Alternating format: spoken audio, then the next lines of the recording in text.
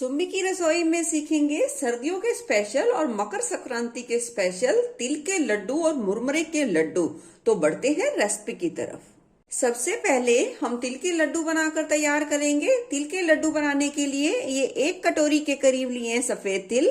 ग्राम में देखा जाए तो ये 150 ग्राम के करीब है सफेद तिल। और जितने तिल हैं उतना ही हमने गुड़ लिया है। गुड़ की मात्रा आप स्वाद के अनुसार थोड़ी कम ज्यादा भी कर सकते हैं। साथ ही लिया है 2 चम्मच के करीब पानी और 1 चम्मच के करीब घी। तो लड्डू बनाने के लिए हम एक मोटे तले वाली कढ़ाई लेंगे और उसमें डाल देंगे तिल। अब गैस की फ्लेम को लो टू मीडियम करते हुए लगातार चलाते हुए तिल को हम भून लेंगे। तिल का ज्यादा रंग नहीं बदलना चाहिए, हमें हल्का हल्का ही भुनना है ताकि कच्चापन दूर हो जाए। तिल जैसे ही भुनेंगे उसमें हल्की हल्की कहीं कहीं चट चट की आवाज आने लग जाएगी और सौंधी सौंधी सी खुशबू आने लग जाएगी। तिल हमारे बहुत अच्छे तरीके से देखिए भुन चुके हैं और तिल को निकाल लेंगे प्लेट में। अब कढ़ाई में डाल देंगे गुड़, डाल देंगे 1 से 2 चम्मच के करीब पानी, 1 चम्मच के करीब डाल देंगे घी और अच्छे तरीके से मिला लेंगे। गैस की फ्लेम चाशनी बनाने के लिए बिल्कुल लो ही रखेंगे पूरी प्रोसेस में। 1 से 2 मिनट बाद देखोगे गुड़ बहुत ही अच्छे तरीके से पिघलना शुरू हो जाएगा, यानी कि बिल्कुल ही अच्छे तरीके से पिघल जाएगा।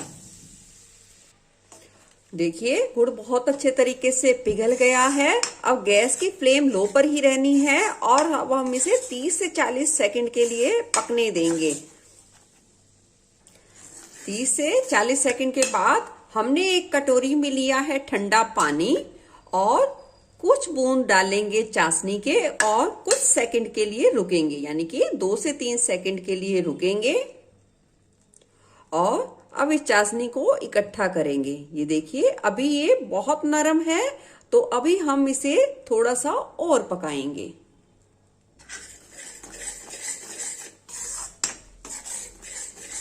अब फिर से हम 30-40 सेकंड बाद फिर से चेक करेंगे। थोड़ी सी बूंदे लेंगे चाशनी के और ठंडे पानी में डालेंगे और 2 से 3 सेकंड के लिए रुकेंगे।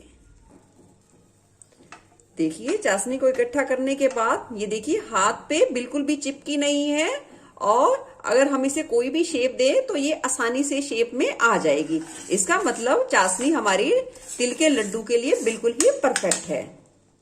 अब गैस की फ्लेम कर देंगे बंद और डाल देंगे 2 चम्मच के करीब खाने वाला सोडा और इसे अच्छे तरीके से जल्दी जल्दी से मिलाएंगे। ये देखिए इससे क्या होगा, लड्डू दांतों में चिपकेंगे नहीं और लंबे समय तक खस्ता बनेंगे और बिल्कुल ही लाइट वेट के बनेंगे। ये देखिए बेकिंग सोडा डालने की वजह से चाशनी हमारी बहुत ही फ्लफी हो गई है, बहुत ही अच्छे तरीके से फूल गई है। अब हम इसमें डाल देंगे तिल और इसे अच्छे तरीके से मिला लेंगे।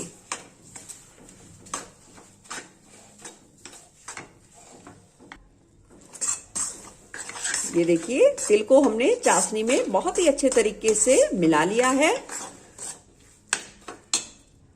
और अब हमने एक स्टील की प्लेट ली है, उस पे देसी घी अच्छे तरीके से फैला लिया है। थोड़ी सी पतली लेयर बना ली है देसी घी की। अब जिस भी साइज के लड्डू बनाने हैं हम उतना ही साइज यानी कि उतना ही लड्डू का पोर्शन ये रखते जाएंगे, थोड़ी थोड़ी दूरी पर रखेंगे।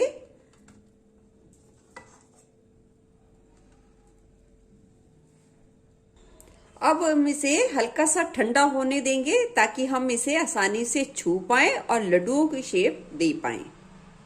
सर्दी का मौसम है तो बहुत ही जल्दी बन जाएंगे लड्डू, तो आप इस तरीके से लड्डू की शेप दे सकते हैं और ऐसे करने से बहुत ही आसानी से आप लड्डू बना पाएंगे, वो चिपकेंगे नहीं। मिश्रण को बहुत ज्यादा ठंडा नहीं होने देना है और जरूरत पड़े तो आप हाथों पे हल्का सा घी का इस्तेमाल कर सकते हैं ताकि लड्डू आपके बहुत ही अच्छे तरीके से बंध पाए।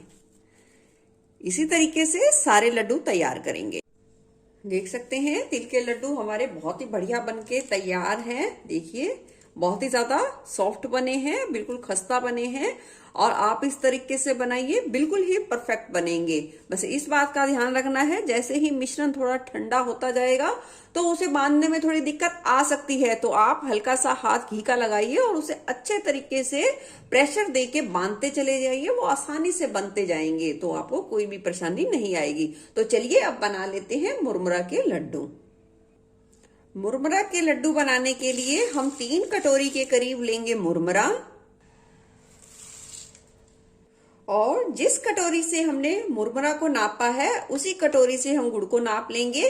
तो 3 कटोरी मुरमुरा के हिसाब से हम लेंगे 1 कटोरी के करीब गुड़। अब हम कढ़ाई में डाल देंगे मुरमुरा और गैस की फ्लेम को लो टू मीडियम करते हुए मुरमुरा को कुरकुरा होने तक भून लेंगे। वैसे तो मुरमुरा देखिए कुरकुरा ही मिलता है, पर आप इसे थोड़ा सा भून लेंगे तो टेस्ट और भी बढ़िया आएगा।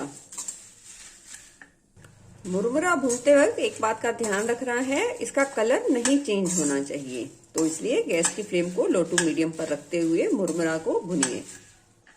मुरमुरा बहुत ही अच्छे तरीके से देखिए भुन चुका है, ये देखिए तोड़ने पर इसकी आवाज आ रही है। तो अब मुरमुरा को निकाल लेंगे प्लेट में। अब कढ़ाई में डालेंगे गुड़, 1 चम्मच गुड़, घी,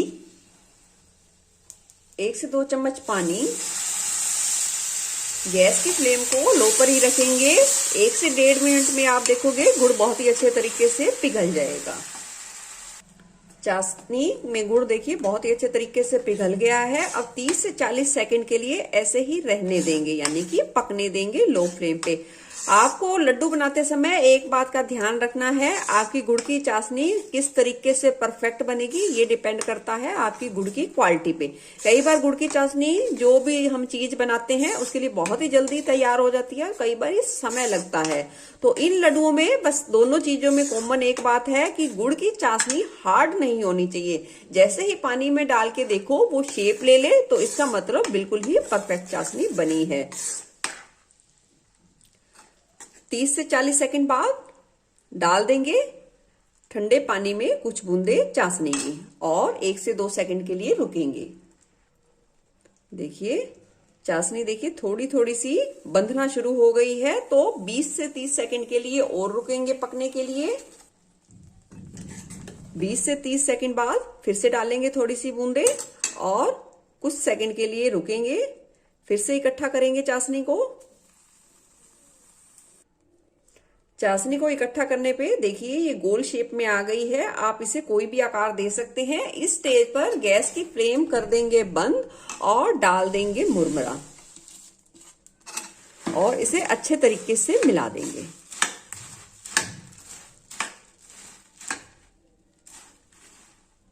मुरमुरा मिलाने के बाद डाल देंगे 1 चम्मच के करीब सौंफ। इससे बहुत ही अच्छी खुशबू आएगी और अच्छे तरीके से मिला देंगे।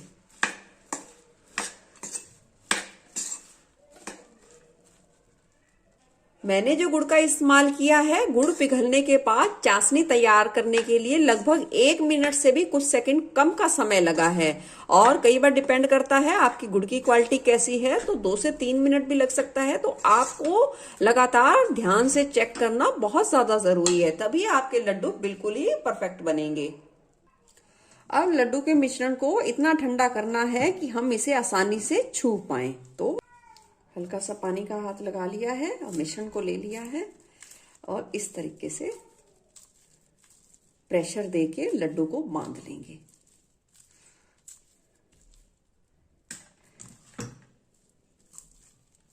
ये देखिए बहुत ज्यादा गर्म करोगे तो छिटने लग जाएंगे, बिखरने लग जाते हैं, और ठंडे करेंगे तो बंध नहीं पाएंगे, तो दोनों तरफ ही दिक्कत है। तो इसलिए हमें नॉर्मल यानी कि आसानी से छू पाए तभी हमें लड्डू बांध लेने हैं। बहुत ज्यादा ठंडा नहीं करना, बहुत ज्यादा गर्म भी नहीं करने। मैंने हल्के जैसे जैसे ना बहुत तेज गर्म लड्डू को बांधने की कोशिश की तो बंधे ही नहीं, वो चिटकने लग गए। बस इतना इसे रखा है कि बस इसे छू पाए, और देखिए बहुत ही आसानी से बहुत ही इजी तरीके से लड्डू बंध गए हैं। मुरमुरा लड्डू बनके तैयार हैं। देख सकते हैं कितना खस्ता बने हैं मकर संक्रांति और सर्दियों के लिए दोनों हेल्दी तरीके से लड्डू बनके तैयार हैं। आपने मेरी वीडियो में ध्यान से देखा होगा, कई बारी कई क्लिप में आपको लड्डू मेरे हाथों से छिटकते नजर आएंगे, यानी कि बंधेंगे नहीं। तो इस स्टेज पर अगर आप तिल के लड्डू को बांध रहे हैं तो हल्का सा घी का इस्तेमाल कीजिए, प्रेशर ज्यादा लगाइए और लड्डू जो हो बहुत ज्यादा ठंडे नहीं होने चाहिए बांधने समय, बहुत ज्यादा गर्म भी नहीं होने चाहिए। और मुरमुरे के लड्डू जब आप बांधो तो हल्का सा पानी का हाथ लगाइए, यानी कि 1 से 2 बूंद के लगभग पानी का इस्तेमाल करें। और चाशनी बनाते समय एक बात का ध्यान रखना है, चाशनी को बहुत ज्यादा कड़क नहीं होना देना है। चाशनी को आप पानी में डालोगे, जैसे ही वो शेप ले लेगी, यानी कि चिपकेगी नहीं अंगुलियों पे, तो आपकी चाशनी बिल्कुल परफेक्ट बनके तैयार है। आपके लड्डू बहुत ही ज्यादा टेस्टी बनने वाले हैं और हेल्दी तो है ही हैं। कैसी लगी आपको इन लड्डुओं की रेसिपी जरूर बताना। फिर मिलूंगी ऐसे ही बढ़िया रेसिपी के साथ। धन्यवाद।